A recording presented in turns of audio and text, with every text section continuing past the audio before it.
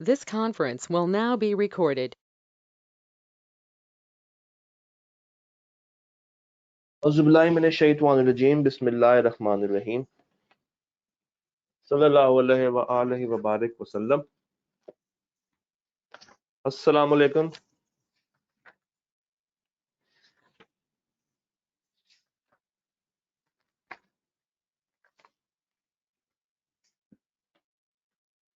जी जनाब, तो इस वक्त लेक्चर को स्टार्ट करते हैं। इस वक्त आपकी स्क्रीन के ऊपर एक्सेल की शीट में एक सवाल आपको नजर आ रहा होगा जिसमें बैलेंस शीट दी गई है और नीचे प्रॉफिट एंड लॉस है और उसके बाद कुछ फर्दर इंफॉर्मेशन है।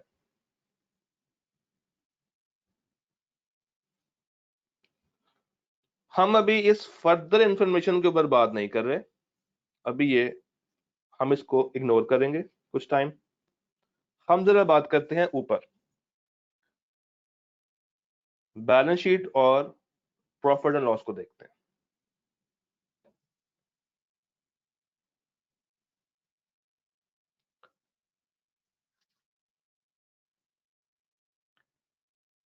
आप लोगों को डिफरेंस निकालनी तो आती है। डिफरेंस कैसे निकालते हैं? रिसेंट में से पिछले को माइनस करके, ऐसा ही होता है। रिसेंट में से पिछले को माइनस करके हम डिफरेंस निकाल रहे होते हैं।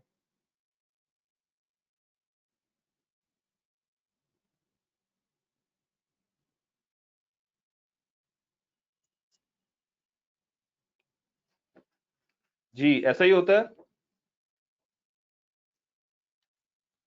तो अब अगर मैं आपसे कहूं कि आपने मुझे डिफरेंस बताना है, यानी कि अगर आपने मुझे मूवमेंट बतानी है, आपने मुझे मूवमेंट बतानी है फ्रॉम 2017 फ्रॉम 2017 टू 2018, तो आप मुझे कैसे बताएंगे? अगर मैं कहता हूं कि ये मेरा ए है और ये मेरा बी है, आप मुझे कैसे बता रहे होंगे? आप कहेंगे सर एक काम करें, बी माइनस ए करके देख लें। बी माइनस ए करके देख लें, डिफरेंस आ जाएगा? आ जाएगा। निकालते हैं डिफरेंस। हम क्या कर रहे हैं ये मैं आपको लेक्चर के एंड पे बताऊंगा। हम जरा इसका डिफरेंस निकालते हैं। सबसे पहले डिफरेंस आएगा जनाब दिस माइनस दिस, इसी तरह यहां भी निकाल लिया और इसी तरह मैंने डिफरेंस यहां पे निकाल के यहां पे निकाल लिया। यानी कि मैं ये कह सकता हूं कि जो मेरी इक्विटी एंड रिजर्व है वो पिछले साल 22,000 और इस साल 29,287। डिफरेंस कितने का आया? 7,287 का। Sorry, this is a minus b. माजरत, मतलब ओवर एम्बिशियस हुआ हूं इस वक्त। थैंक यू जरूर।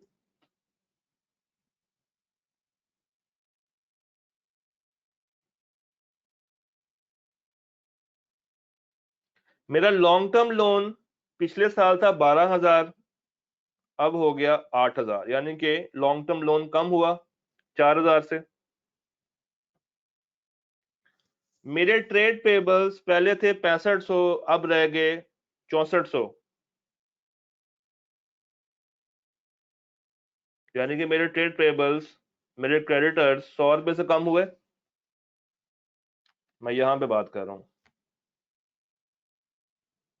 इसी तरह मेरा जो प्रॉपर्टी प्लांट इक्विपमेंट था, पहले वो था 22,818 का, अब वो हो गया 25,100 का। तो मैं कह सकता हूं कि ये 2,282 से बढ़ गया। जरा यहां पे लिखते हैं, इसको लिखते चले जाते हैं साथ साथ।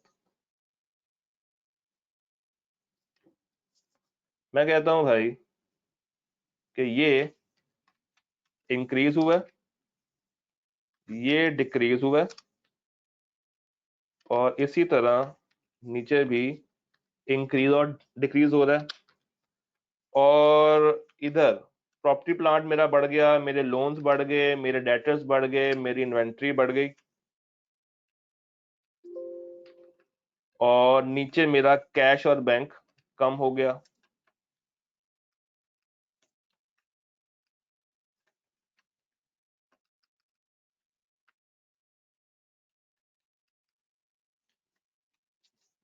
ऐसा ही हो रहा है। मेरी इक्विटी बढ़ रही है, मेरे लॉन्ग टर्म लोन्स कम हो रहे हैं, मेरी लिटिगेशन की जो प्रोविजन है वो बढ़ गई, मेरे ट्रेड पेबल्स जनाब कम हो गए, मेरे प्रॉपर्टी प्लांट एंड इक्विपमेंट बढ़ गए, लोन्स टू एम्प्लॉयज बढ़ गए, डेटर्स बढ़ गए, इन्वेंट्री बढ़ गई, कैश बैंक कम हो गया। ये मैं नोट पैड पे भी कर सकता था, वन नोट पे या स्लाइड पे, बट उस पर काफी ज्यादा देर लगनी थी एक एक की कैलकुलेशन करके, तो मैंने इसको फिर एक्सेल पे करना ज्यादा मुनासिब समझा आपके सामने, ताकि आपको जरा सही तरीके से अप्रोच की समझ आ जाए। अब यही काम जरा नीचे करते हैं, इनकम स्टेटमेंट में सेम चीज करते हैं। मैं यही फॉर्मूला उठा के यहां पे कॉपी करता हूं। क्या हो गया, 73,000 रुपए की सेल थी 2017 में, अब वो बढ़ के 84,000 रुपए की हो गई है, बढ़ गई है। मेरी कॉस्ट ऑफ सेल पहले 54,750 थी, अब वो 6400 हो गई है। मैं कह सकता हूं कि ये बढ़ गई है। इसी तरह जो मेरे एक्सपेंसेस हैं, पहले होते थे 10,950 के, अब ये हो गए हैं 12,850 के। क्या ये 1900 से बढ़ गए हैं? बिल्कुल बढ़ गए हैं। पहले मेरा टैक्सेशन था 25,000, सॉरी 2555 का, अब वो हो गया है 3463 का। तो अगेन मैं ये कह सकता हूं कि ये भी इंक्रीज हुआ है। ऐसा ही हो रहा है। यहां तक कोई मसला है किसी को? ये चारों चीजें इंक्रीज हो रही हैं।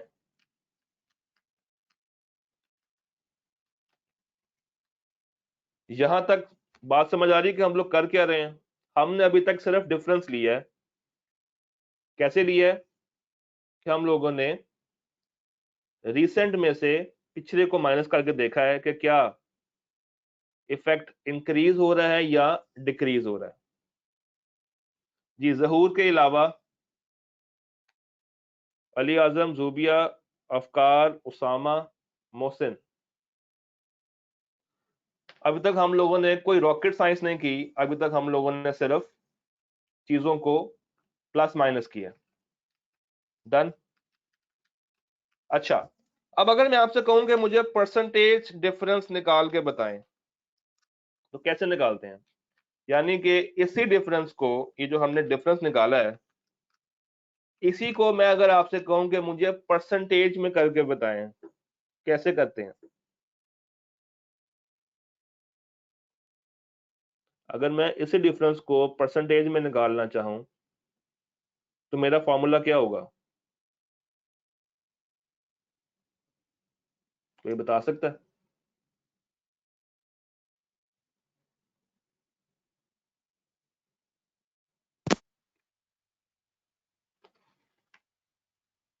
एनीवन? आप में से कोई अगर बताना चाहे।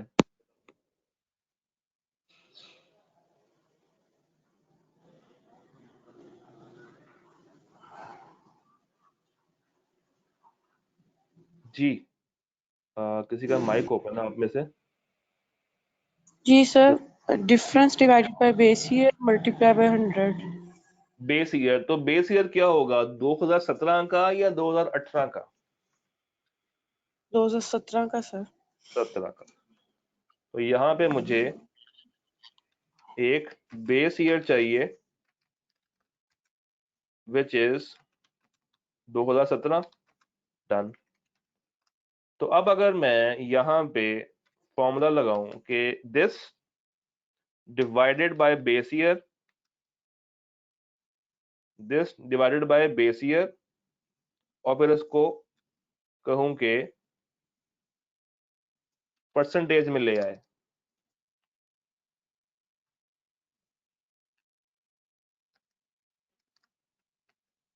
इसको कहूं कि परसेंटेज में ले आए,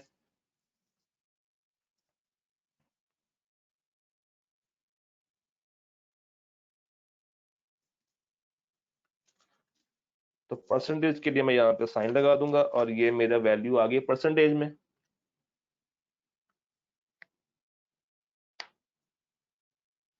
इसी तरह मैं ये परसेंटेज को जरा नीचे भी कर देता हूं।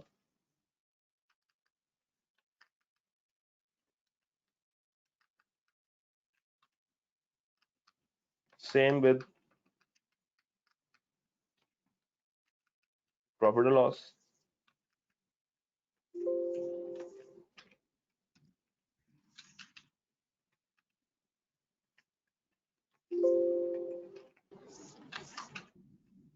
जी, हम लोगों ने नेक्स्ट स्टेप में क्या किया, हम लोगों ने नेक्स्ट स्टेप में परसेंटेज डिफरेंस निकाली है। यानी कि मेरी सेल्स पिछले साल से इस साल 33.12% बढ़ी है। सॉरी, मेरी इक्विटी पिछले साल से इस साल 33.12% उसमें इंक्रीज आया। मेरे लॉन्ग टर्म लोन में -33.33% डिक्रीज आया। लिटिगेशन का खर्चा 10% तक बढ़ गया। ट्रेड पेबल्स मेरे 1.5% कम हुए। प्रॉपर्टी प्लांट इक्विपमेंट मेरा 10% बढ़ गया। मेरे एम्प्लॉयज को लोन 25% बढ़ गए। मेरे डेटर्स 6.25% बढ़ गए। मेरी इन्वेंट्री 8.5% बढ़ गई। मेरा कैश एंड बैंक बैलेंस 10.24% बढ़ गया। इसी तरह मेरी sales 15%, cost of sales 10%, expenses 17% और टैक्सेशन 35.5% बढ़ गई। यहां तक बात सबको समझ आ रही है?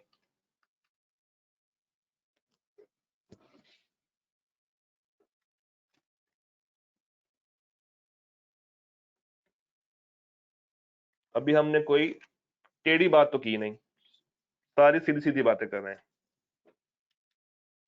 अब करते हैं कुछ टेढ़ी बात। मुझे बताएं, मुझे जरा बताएं आप कि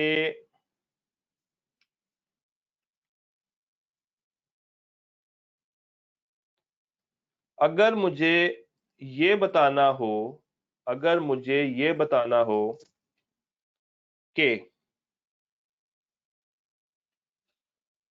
मेरी जीपी रेशो क्या है, तो आप मुझे कैसे बताएंगे? What is my GP ratio?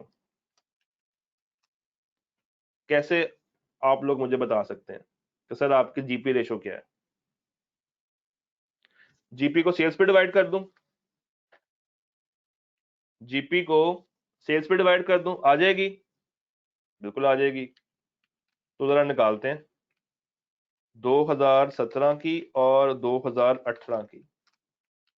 क्या फॉर्मूला आप लोगों ने बताया कि सर इसको जीपी को यानी कि ग्रॉस प्रॉफिट को आप डिवाइड कर दें सेल्स के ऊपर, निकल आएगी?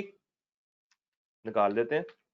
इक्वल टू किया, मैं अपने जीपी पे गया, मैंने उसको डिवाइड किया और डिवाइड करने के बाद इसको इससे डिवाइड किया सेल से, और उसके बाद मैंने यहाँ पे परसेंटेज का साइन लगाया तो ये 25% आ गई, और इसको मैं करने के लिए जाऊंगा जनाब इधर, डिवाइड करूंगा 84,000 से और परसेंटेज करके 28। क्या मेरी जीपी इंक्रीज हो रही है? क्या मेरी जीपी रेशियो इंक्रीज हो रही है? 25% से वो चली गई 28% पे। पता है निकाली कैसे है? हम लोगों ने जीपी को डिवाइड किया सेल्स के साथ। जीपी कितना था? 18,225। आपके स्क्रीन के ऊपर ब्लू से आ रहा होगा। और सेल्स कितनी थी? 73,000 की। तो जब मैंने इसको डिवाइड किया, रिजल्ट क्या आया? 25%। और इस साल यानी कि 2018 में, जो कि हमारा करंट ईयर है, उसमें मेरी जीपी रेशियो क्या है? 28%। तो क्या मैं कह सकता हूं कि मेरी जीपी रेशियो इंक्रीज हुई है? क्या मेरी जीपी रेशियो इंक्रीज हुई है?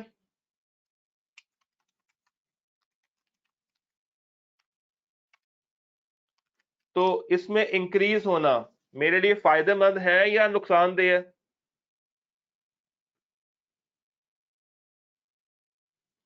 इसमें इंक्रीज का आना मेरे लिए फायदेमंद है या नुकसानदेह है?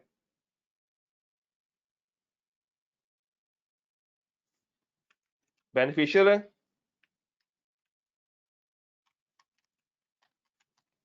डन।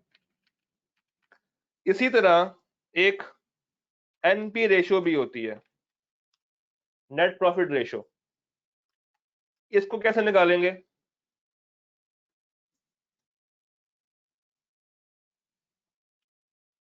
नेट प्रॉफिट रेशियो को कैसे निकालेंगे?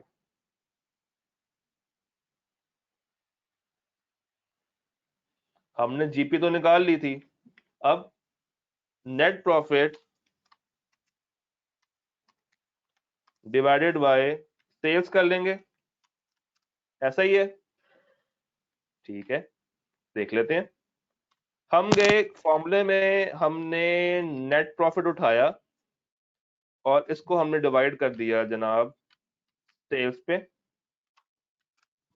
6.5%, 6.5%, और इधर क्या आया? 8.675%, जिसको मैं कह सकता हूं कि 8.68% है।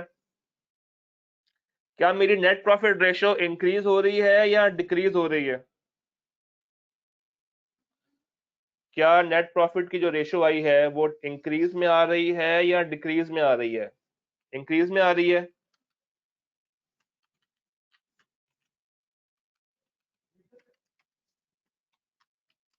तो इसका इंक्रीज होना मेरे लिए बेनिफिशियल है या नुकसानदेह है? बेनिफिशियल है।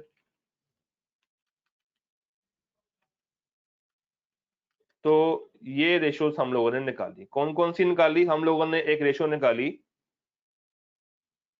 GP ratio.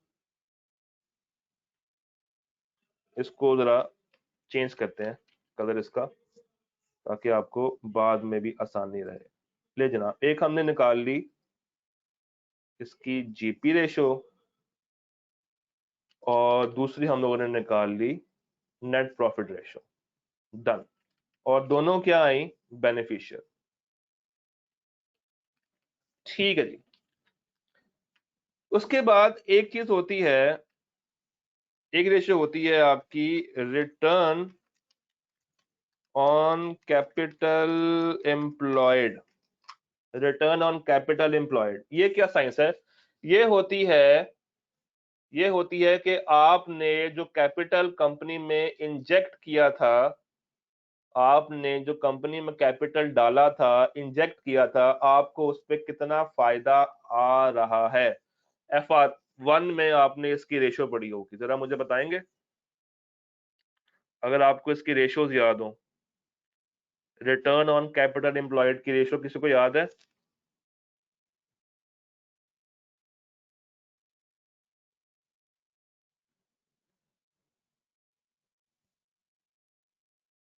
अगर आपको नहीं भी याद तो आप इस वक्त खैर गूगल तो नहीं कर सकते, बट आपकी किताब में मौजूद है। ये जनाब हम लोग निकालते हैं profit before interest and tax, PBIT. यहाँ लिख देता हूं, profit before interest and tax. उसको हम लोग डिवाइड कर देते हैं इक्विटी यानी कि शेयर कैपिटल, इक्विटी यानी कि share capital plus long term debt, long term debt.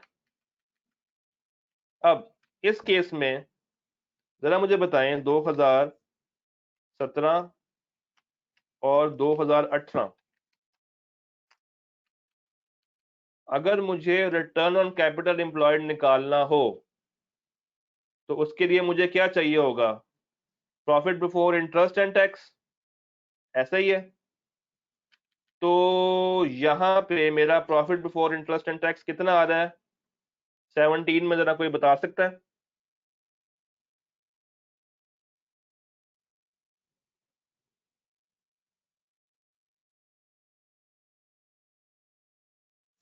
जी, आप में से कोई बता सकता है कि कितना आ रहा है? 7300। और 2018 में कितना आ रहा है? 2018 में कितना आ रहा है जनाब? 10,750। ठीक है, तो मैं इसको यहाँ पे अगर मैं फॉर्मूले में लेके जाऊं कि भाई इक्वल टू D24 को मैंने डिवाइड करना है। अच्छा, मैंने उसको डिवाइड करना है किसके साथ भला? शेयर कैपिटल और लॉन्ग टर्म डेट। मुझे बताएं शेयर कैपिटल कितना आ रहा है यहां पे? मुझे बताएं शेयर कैपिटल 2017 में कितना आ रहा है?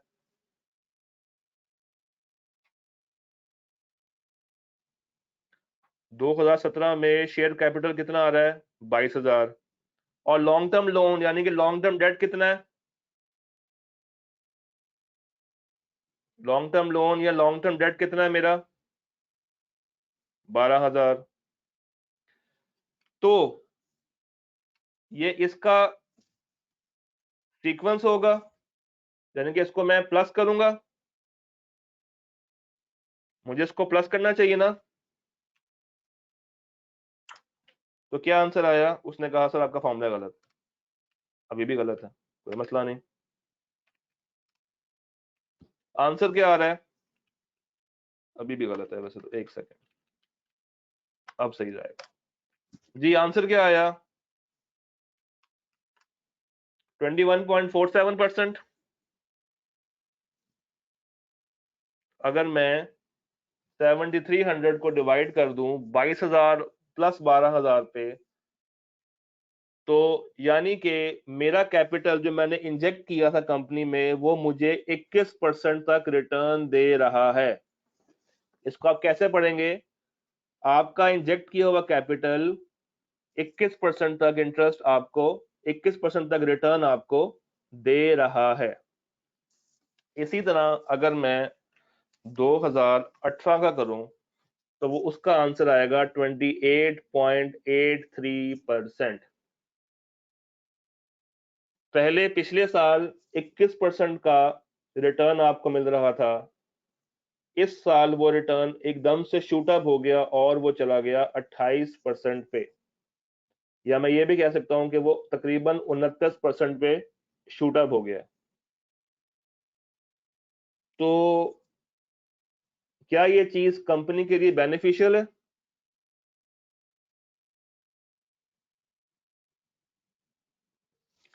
क्या ये चीज कंपनी के लिए बेनिफिशियल है या नहीं? It is beneficial, it is. तो मैं कह सकता हूं कि ये बेनिफिशियल है कंपनी के लिए। डन। इसी तरह एक और रेशो होती है, इसको हम कहते हैं प्यार से assets turnover ratio. Assets turnover ratio यानी कि आपके एसेट्स, आपके जो एसेट्स हैं वो कितना कंट्रीब्यूट कर रहे हैं, आपके एसेट्स कितना कंट्रीब्यूट कर रहे हैं सेल्स में।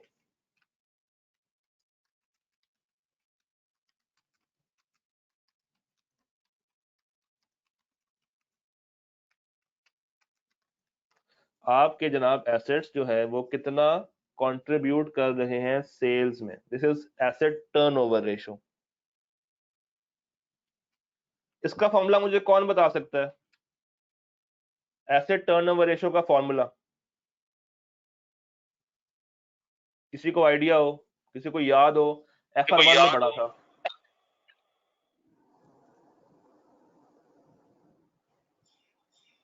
Net sales divided by average net sales divided by total assets. नहीं, नो। ये निकालते हैं जनाब सेल्स। सेल्स को आप लोग पकड़ते हैं और इसको डिवाइड कर देते हैं, इसको डिवाइड कर देते हैं उसी equity plus long term debt के साथ। एसेट टर्नओवर कैसे निकालना है? सेल्स को डिवाइड कर देना मैंने share capital plus long term debt, यानी कि इन अदर वर्ड्स मैं कह रहा हूं इसी फॉर्मूले में मुझे जो मेरा न्यूमरेटर है, पहले यहां पे क्या था? प्रॉफिट बिफोर इंटरेस्ट और टैक्स। अब यहां पे मुझे क्या पुट करना है? सेल्स। अब यहां पे मुझे क्या पुट करनी है जनाब? सेल्स। तो अगर मैं इसी फॉर्मूले को रेप्लिकेट करने की कोशिश करूं, एक सेकेंड, यहां पे, चलो यहां पे कर देते हैं।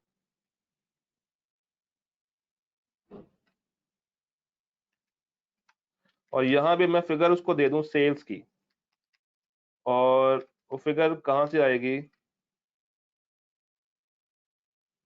सेल्स मेरा है D20 पे।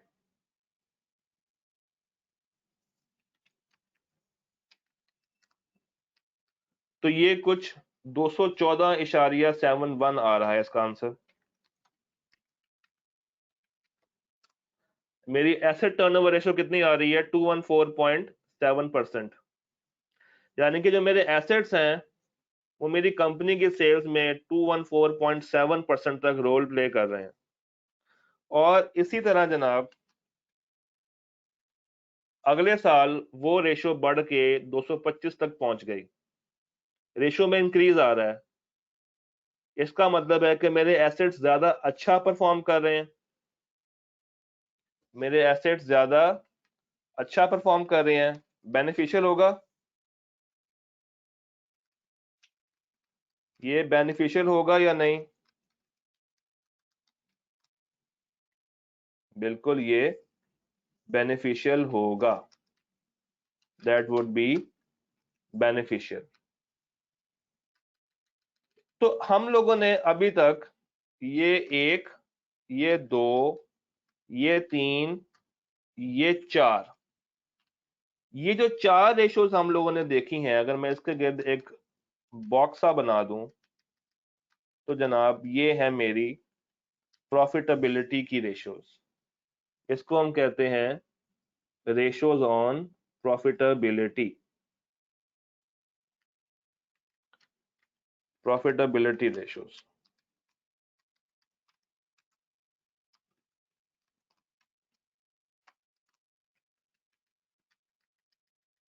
ये बन गई मेरी प्रॉफिटेबिलिटी रेशोज। कौन कौन सी? Asset turnover, return on capital employed, GP ratio और एनपी रेशो। डन? यहां तक बात समझ आई?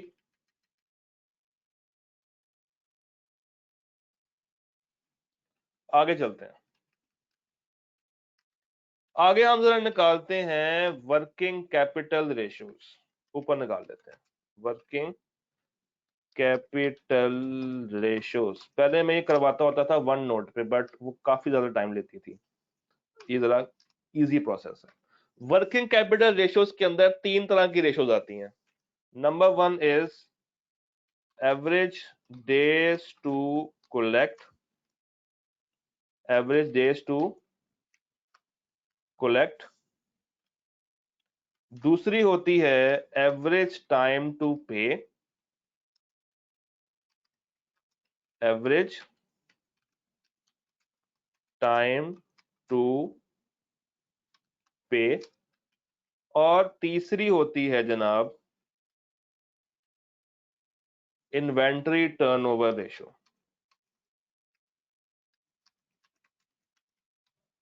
Inventory turnover ratio. तो एक एवरेज डेज टू कलेक्ट, दूसरी एवरेज टाइम टू पे, और तीसरी है इन्वेंट्री टर्नओवर रेशियोज। ये कहलाती है मेरी वर्किंग कैपिटल रेशियोज। इसको निकाल कर देख लेते हैं।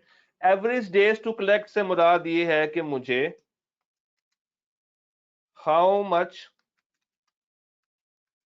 या इन how much days, in how much days we recover money from debtors, यानी कि हम डेटर से कितने दिनों में पैसे ले लेते हैं। ये होती है जनाब in how much days we pay money to creditors.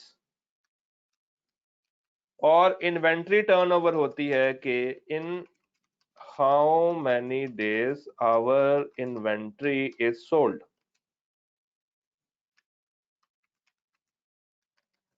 in how many days our inventory is sold।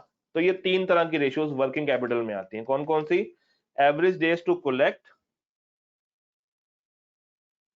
Average days to collect, average time to pay, और इन्वेंट्री की टर्नओवर। अब जरा इसको कैलकुलेट करके देख लेते हैं जनाब। यहां रखते हैं 2017 और यहां रखते हैं 2018। एवरेज डेज टू कलेक्ट कैसे निकालेंगे? एवरेज डेज टू कलेक्ट कैसे कैलकुलेट कर सकते हैं? हम यहां पे कहते हैं कि भाई जो मेरा ट्रेड रिसीवेबल है, जो मेरा, इसका फॉर्मूला होगा ट्रेड रिसीवेबल, यानी कि जो डेटर्स का बैलेंस आ रहा है उसको डिवाइड कर दो सेल्स के साथ, उसको डिवाइड कर दो सेल्स के साथ। और जब तुम उसको डिवाइड कर दोगे सेल्स के साथ, तो फिर एंड के ऊपर जो रिजल्ट आएगा उसको मल्टीप्लाई कर देना 365 डेज। यानी कि ये हमने कैलकुलेशन करनी होती है दिनों में, ये परसेंटेज में नहीं आता, ये दिनों में आता है। ये परसेंटेज में नहीं आता, ये नंबर ऑफ डेज में आ रही होती है चीज। इसी तरह सेम फॉर्मूला नीचे आएगा, बस फर्क ये होगा कि क्रेडिटर्स के लिए हम कहते हैं, क्रेडिटर्स के लिए हम कहते हैं कि भाई ये ट्रेड क्रेडिटर्स आएगा या ट्रेड पेबल्स आएगा, और सेल्स की जगह पे क्या हो जाएगा? सेल्स की जगह पे क्या हो जाएगा? Cost of purchase, cost of purchase, और उसको मल्टीप्लाई करते हैं विद 365 डेज।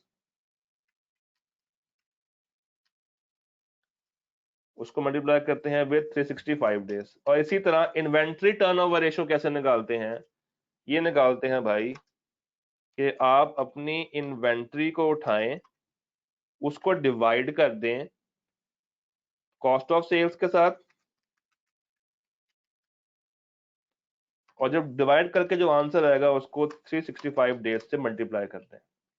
तो ये तीन रेशियोज और ये उनके तीन फॉर्मूलेज, किसके? वर्किंग कैपिटल के।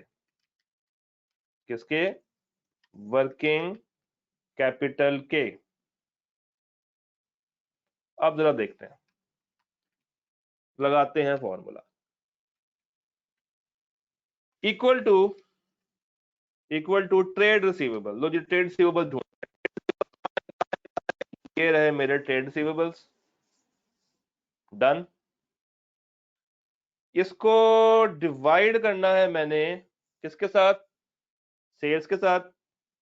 तो सेल्स को ढूंढते हैं जनाब, सेल्स कितने हैं, सेल्स मुझे मिल गई यहां पे, मुझे मिल गई सेल्स यहां पे लगाते हैं एक ब्रैकेट, यहां भी लगाते हैं और एक ब्रैकेट, और फिर इसको हमने मल्टीप्लाई करना है 365 के साथ। तो रिजल्ट क्या आया, 40 डेज। रिजल्ट क्या आया, 40 डेज, यानी कि हम अपने डेटर से ऑन एवरेज 40 डेज के बाद कलेक्शन कर रहे हैं। हम अपने डेटर से 40 डेज के बाद कलेक्शन करते हैं, और 18 में ये 40 से कम होके तकरीबन 37 तक चला गया। हम इसको 37 ही काउंट करेंगे, क्योंकि डेज हमेशा सिंगल डिजिट में होते हैं, ये डेसिमल्स में नहीं होते। तो अगर 40 डेज से कम होके 37 डेज पे आ गई इन चीजें, तो क्या मैं कह सकता हूं कि ये कंपनी के लिए फायदेमंद है? जी सर। तो बेनिफिशियल,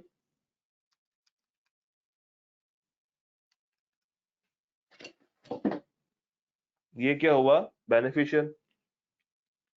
अच्छा मुझे एक बात बताएं, डेटर से हमें जल्दी पैसे लेने होते हैं, तो क्रेडिटर्स को क्या करना होता है, पैसे लेट दें तभी ये बेनिफिशियल होगा हमारे लिए। जी सर, पैसे लेट पे। तो लेट पे करना और जल्दी पैसे लेना, क्या ये कंपनी के लिए बेनिफिशियल है ना? बिल्कुल जी ऐसा ही है, सर। बिल्कुल ऐसा ही है। अब मसला ये है कि सवाल में कहीं कॉस्ट ऑफ परचेज नहीं दी हुई, सवाल में कहीं कॉस्ट ऑफ परचेज नहीं है, तो हम अनफॉर्चुनेटली ये वाली रेशो तो निकाल नहीं सकते। हम ये ratio unable to calculate, because there is no cost of purchase given.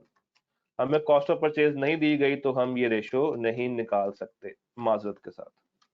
इसको निकाल लेते हैं भाई, इन्वेंट्री टर्नओवर रेशो, यानी कि हमारी इन्वेंट्री जल्दी बिकनी चाहिए। जितनी जल्दी इन्वेंट्री बिकेगी उतना ज्यादा हमें बेनिफिट होगा। इसको देख लेते हैं भाई, इसने कहा कि तुमने इन्वेंट्री को डिवाइड करना है कॉस्ट ऑफ सेल पे, आइए ढूंढते हैं इन्वेंट्री किधर है। इन्वेंट्री ये है, ठीक है, इसको डिवाइड करना है मैंने कॉस्ट ऑफ सेल पे। तो cost of sale, cost of sale कहाँ गई, कहाँ गई, ये मेरी कॉस्ट ऑफ सेल आ गई, ये मेरी कॉस्ट ऑफ सेल आ गई। और अब मुझे इसको मल्टीप्लाई कर देना है 365 डेज के साथ। अब मुझे इसको मल्टीप्लाई कर देना है 365 डेज के साथ, यानी कि तकरीबन 47 डेज में मेरी इन्वेंट्री सोल्ड होती है, और अगले साल ये 47 से कम होकर तकरीबन 45 46 पे जा रही है। तो क्या ये बेनिफिशियल है कंपनी के लिए या नहीं? क्या ये कंपनी के लिए फायदेमंद है? बेनिफिशियल है, बिल्कुल, क्योंकि इन्वेंट्री अगले साल जल्दी सेल हो रही है। बिल्कुल ये कंपनी के लिए बेनिफिशियल है। तो हमने 4 रेशोज नीचे निकाली थी, 3 अदर रेशोज हमने ऊपर निकालने, डन। कुछ और रेशोज देख लेते हैं जनाब। सर कुछ मेरा एक ये रेशोज सवाल होती हैं, था, यानी आपका सर ये सवाल होगा क्रेडिटर के ऊपर, सर। ऐसा ही। हाँ बताओ बताओ। जी सर, मेरा सवाल ये था कि ट्रेड पेबल और डिवाइडेड बाय जब हम कॉस्ट ऑफ परचेज कर रहे हैं, तो इस ट्रेड पेबल में हम क्रेडिटर लेंगे या अदर पेबल्स भी लेंगे? सिर्फ क्रेडिटर्स लेंगे। सिर्फ क्रेडिटर्स ही लेंगे? हाँ जी बिल्कुल, क्योंकि क्रेडिटर्स की रेशो है ना। ओके। अच्छा, तीसरी तरह की रेशो होती है लिक्विडिटी रेशो। इसमें 2 टाइप्स होती हैं, एक होती है करंट रेशो और दूसरी होती है क्विक रेशो। क्या मुझे कोई दोनों में डिफरेंस बता सकता है, क्विक रेशो में और करंट रेशो में? तो क्विक रेशियो में स्टॉक नहीं होता। और करंट में होता है, यानी कि करंट को हम कहते हैं कि ये होती है हमारी current assets over current liabilities, ऐसा ही है। इसको हम कहते हैं कि भाई ये है हमारा current assets divided by current liabilities. और दूसरे केस में क्या होता है, दूसरे केस में क्विक रेशियो के अंदर हम लोग कहते हैं भाई कि तुम करंट एसेट्स तो ले रहे हो, शाबाश लेते रहो, मगर इसमें से इन्वेंट्री को माइनस कर देना, इन्वेंट्री को निकाल देना। तो जरा देखते हैं करंट एसेट्स और करंट लायबिलिटीज को ढूंढते हैं पहले। करंट एसेट्स कहाँ है मेरे करंट एसेट्स? क्या प्रॉपर्टी प्लांट करंट एसेट है? क्या प्रॉपर्टी प्लांट करंट एसेट है? नो। क्या loan to employ current asset है? नो। क्या ट्रेड डेटर्स करंट एसेट्स हैं? यस। क्या इन्वेंट्री करंट एसेट है? यस। क्या कैश और बैंक इन करंट एसेट है? The answer is yes. तो मैं इन तीनों को उठाया,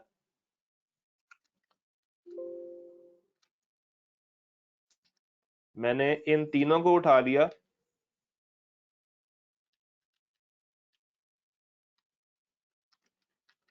और इन तीनों को उठाने के बाद मैंने डिवाइड करना है उसको करंट लायबिलिटीज के साथ।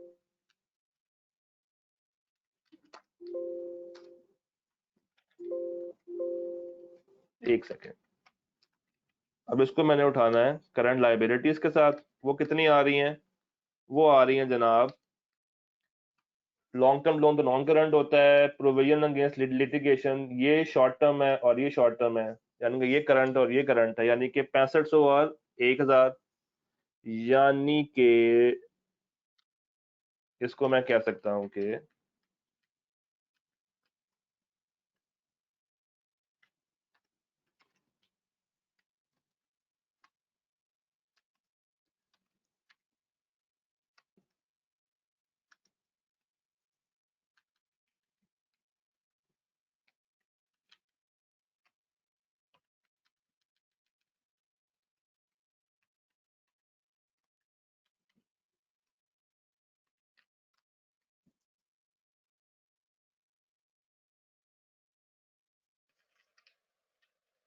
जी, क्या मेरी आवाज सबको सही आ रही है?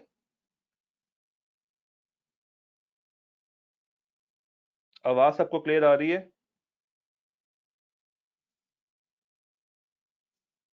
ठीक है सर, आप फिर मुझे बताएं ना, आप लोगों ने मुझे बताया नहीं, मुझे लगा शायद आवाज चली गई यहां से।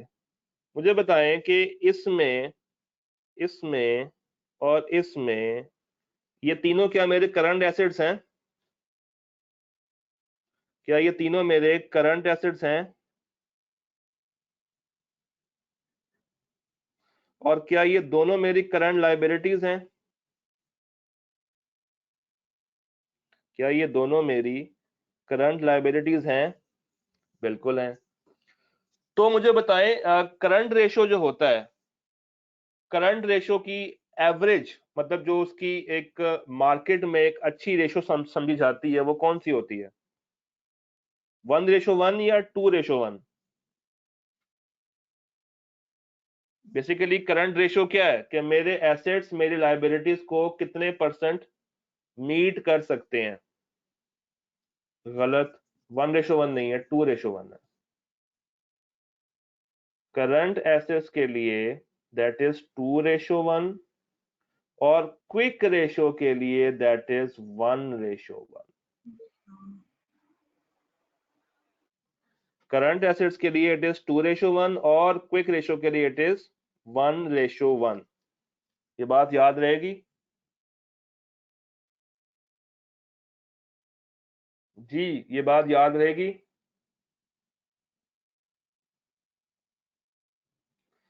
तो अब अगर मैं कैलकुलेट करूं, अब अगर मैं इसको कैलकुलेट करता हूं तो रिजल्ट क्या आता है? अगर ये 2:1 से कम का रिजल्ट आया, यानी कि अगर 2 से कम का रिजल्ट आया तो मैं कहूंगा कि मेरी कंपनी की गोइंग कंसर्न डाउट पे चली गई है। याद है हम कहते थे कि कंपनी की लायबिलिटीज ज्यादा हो गई हैं और एसेट्स कम हो गए तो वो उसकी गोइंग कंसर्न डाउट पे हो जाती है, याद है?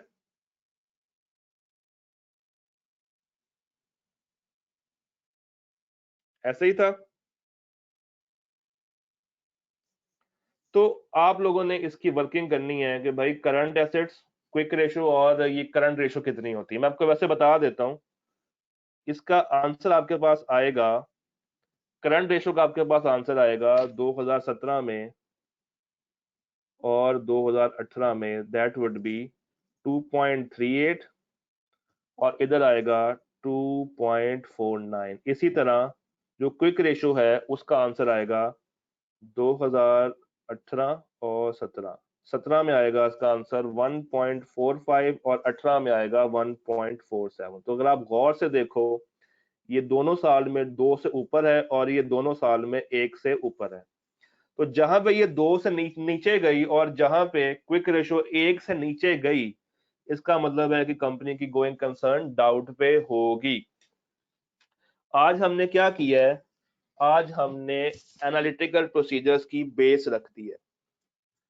आज हमने एनालिटिकल प्रोसीजर्स की बेस रख दी है, यानी कि हमने ISA 520 को न्यूमेरिकली देखा है। ISA 520 जो कि एनालिटिकल प्रोसीजर्स का सवाल आता है एग्जाम में, जिसमें आपको ऐसा कुछ डाटा दिया होता है और आपको उस डाटे को प्रोसेस करना होता है, उस डाटे को अंडरस्टैंड करना होता है और उस डाटे में से रिस्क निकालना होता है। This is analytical procedures. तो हमने कुछ रेशोज निकाली हैं, कुछ इंपॉर्टेंट रेशोज निकाली हैं। ये वो रेशोज हैं जो कि आप सवाल में निकाल सकते हैं अपने आंसर को मजीद स्ट्रेंथन करने के लिए। कल हम लोग इसकी थ्योरी पे बात करेंगे और समझेंगे कि इसके सवाल को मजीद कैसे लेके आगे चलना है और इसी से आगे कंटिन्यू कर रहे होंगे। डन। चूंकि वक्त की शॉर्टेज है वरना मैं इसको कंप्लीट करवा देता, बट कोई बात नहीं, हम लोग कल इस पे बात कर लेंगे मजीद। क्लियर? आज का लेक्चर समझ आया? कल सब कुछ दिखाऊंगा, कल सब कुछ दिखाऊंगा। आपने कोशिश ये करनी है कि जब ये लेक्चर दोबारा से अपलोड हो पोर्टल पे तो एक दफा देख लीजिएगा, एक दफा सुन लीजिएगा। अगर सवाल देखना चाहते हैं, अगर सवाल देखना चाहते हैं तो ये स्प्रिंग 2019 का सवाल है, स्प्रिंग 2019 का सवाल है, आप इसको देख सकते हैं। बट उन्होंने इसको रेशो से नहीं किया हुआ तो परेशान ना होइएगा, क्योंकि किताब में उन्होंने क्या किया है, FR1 से सारी रेशोज उठा के डाल दी हैं। ये वही रेशोज हैं जो कि आपने इससे पहले FR1 में पढ़ी थी। किताब ने क्या किया, किताब ने 520 में वर्ड पढ़ा रेशोज, उनको याद आया अच्छा रेशोज तो हमने बच्चों को FR1 में टेस्ट की थी, चलो वो ही उठा के as it is copy paste करके यहाँ पे डाल देते हैं। हाँ जी, क्लास वाला सवाल मैंने ICAP का पास पेपर ही लिया है, स्प्रिंग 2019 का सवाल है ये। मैं ग्रुप में इसको अलग से शेयर भी कर दूंगा। तो आपने, मैं चैप्टर भी शेयर कर दूंगा, आपने क्या करना है, रेशोज को देख के आना है, इस सवाल को देखना है और चैप्टर को एक दफा पढ़ के आना है। कल 520 का चैप्टर आप सारे पढ़ के आएंगे, बहुत छोटा सा चैप्टर है, 1-2 पेज पे खत्म हो जाएगा। और कोशिश करनी है कि ये सवाल एक दफा जहां तक हम लोगों ने किया है वहां तक तो करें और मजीद उसको कुछ आगे लेके जरा आगे भी सॉल्व करने की कोशिश करें आप लोग। ठीक है जी, all done, all clear, all done, all clear. कल इसके ऊपर मजीद बात करेंगे और 520 को आगे लेके चलेंगे। Is it okay?